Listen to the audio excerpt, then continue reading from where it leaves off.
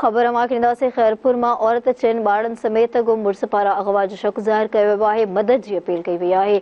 कराची में दुआ फातिमा सां पसंद जी शादी कई हुई। आसिफ रिंद पारां चयो वियो आहे त दुआ फातिमा चइनि ॿारनि सां गॾु इस्पताल वई हुई, जितां गुम थी वई आहे। शक आहे त मुंहिंजी घरवारीअ ॿारनि खे अगवा कयो वियो आहे।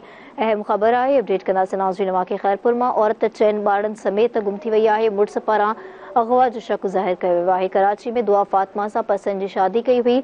दुआ फातिमा चइनि ॿारनि सां गॾु इस्पताल वई हुई, जितां गुम थी वई आहे। ख़बर से खैरपुर में औरत चइनि ॿारनि समेत गुम थी वई आहे। मुड़स पारां अगवा जो शक ज़ाहिर कयो वियो आहे। मदद जी अपील कई वई आहे। कराची में दुआ फातिमा सां पसंद जी शादी कई हुई। दुआ फातिमा चइनि ॿारनि सां गॾु इस्पताल वई हुई, जितां गुम थी वई आहे। शक आहे त मुंहिंजी घरवारीअ ॿारनि खे अगवा कयो वियो आहे। अहम ख़बर आहे, अपडेट कंदासीं नाज़रीन। वाक़ई खैरपुर में औरत चइनि ॿारनि समेत गुम मुड़स पारां अगवा जो शक ज़ाहिर कयो वियो आहे। मदद जी अपील कई वई आहे।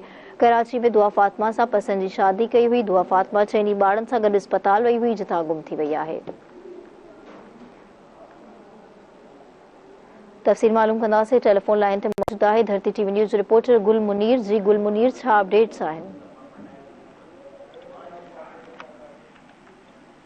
जी, शादीशुदा औरत चइनि ॿारनि समेत ॻोठ सनहड़ो रिंद जी रवासिण आसिफ रिंद दाईं जे ॿुधायो आहे त मुस्मात दुआ फातिमा सां पसंदि जो परणो कयो हो, जेका ॿारनि इरशाद, दिलशाद, चांदनी जवेरिया सां गॾु इस्पताल दवा वठण वई हुई, जितां गुम थी वई आहे।